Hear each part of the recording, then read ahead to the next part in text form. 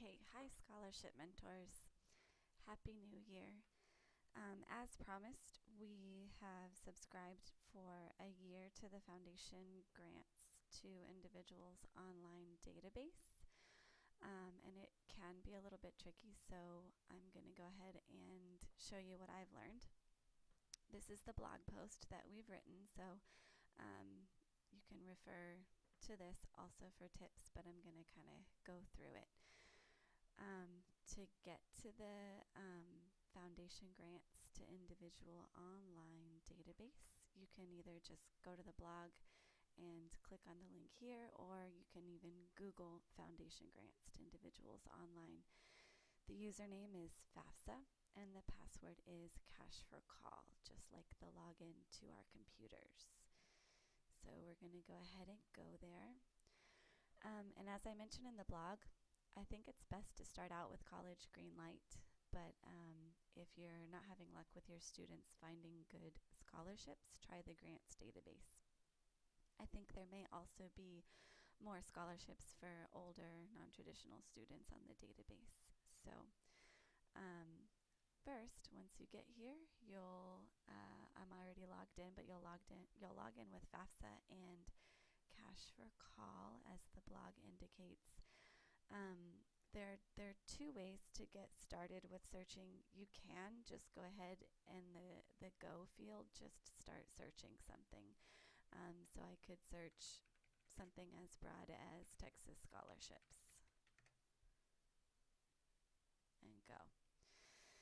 And this would give me a whole bunch of results. If I want to narrow it down, though, since this is going to be pretty broad, I would click on advanced search, and that's what we're going to kind of talk about. First of all, what not to do. The first time I tried searching, I put something into nearly every category here. Let's see. So basically, my point here is that if you focus it too much, you won't get any real results.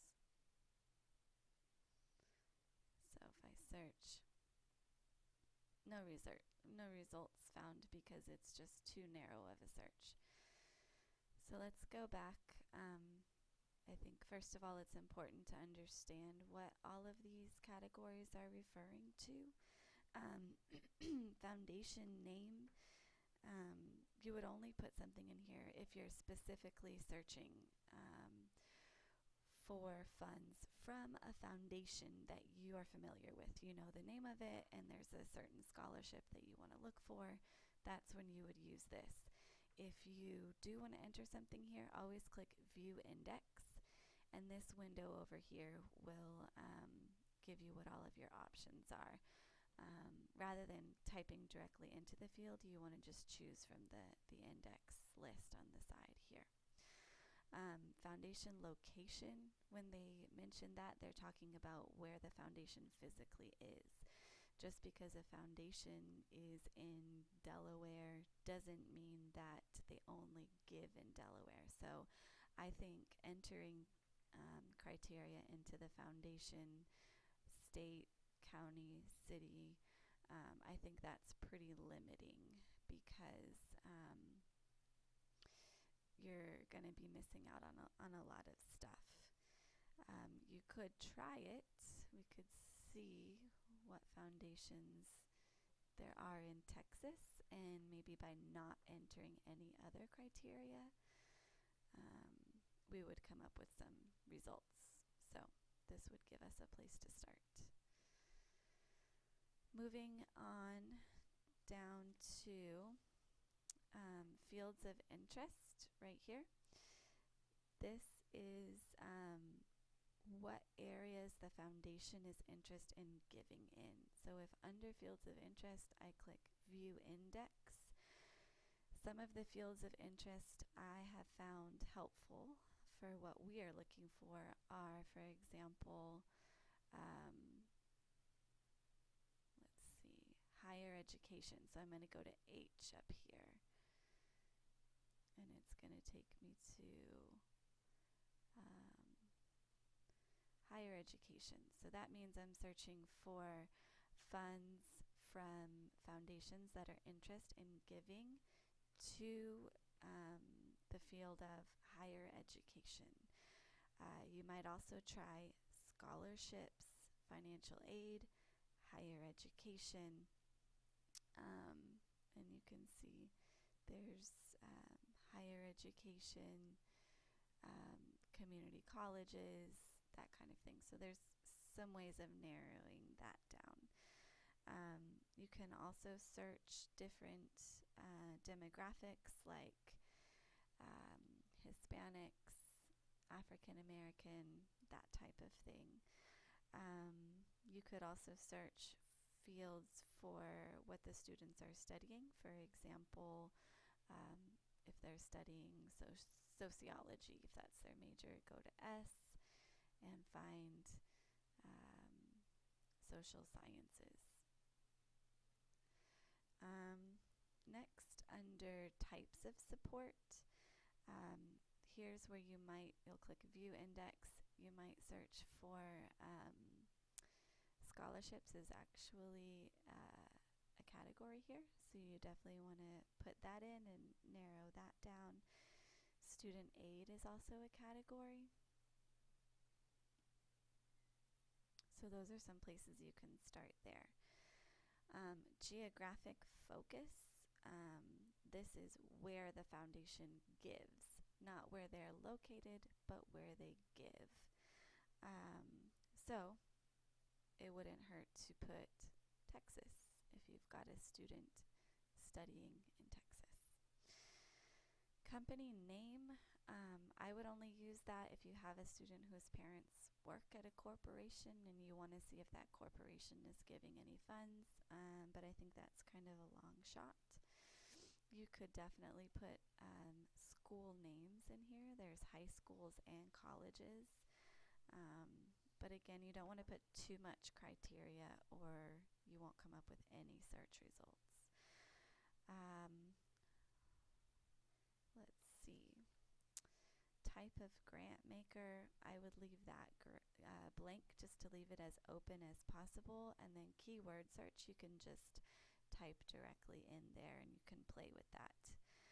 And then I would leave this as any. So let's see, right now we've got fields of interest are higher education, types of support, scholarship, and geographic focus is Texas. So let's see what that gives us. So that did give us some results. I can modify the results over here on the side.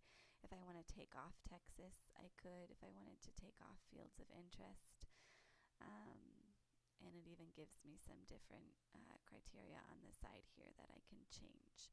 Once I've got my search results, I can click on it to really see whether or not it's going to work for my student. So limitations, scholarships are available to individuals from Washington and surrounding counties, so Washington County in Texas, pursuing a degree in the religious field. So that's pretty specific.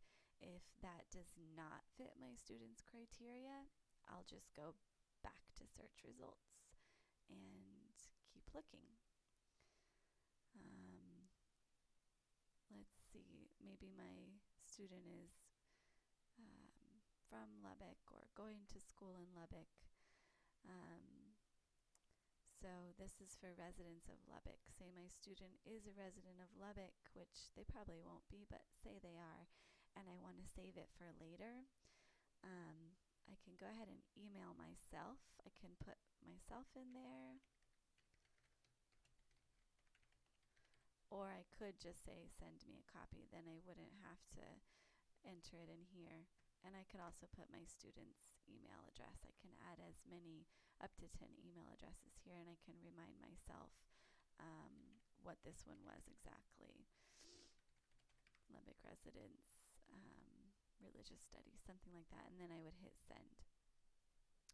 Or I could hit print and either physically print it, Or instead of actually printing it, I could save as a PDF and save it to my students folder that I've created. So I could save it to Adam's folder and it'll have the name of it there. And then once I've found about 3 scholarships that work, we would go back and pick which one is best to start with. So hopefully that gives you some tips for how to get started with the grants database, and hopefully you're able to use it. Thanks, everyone.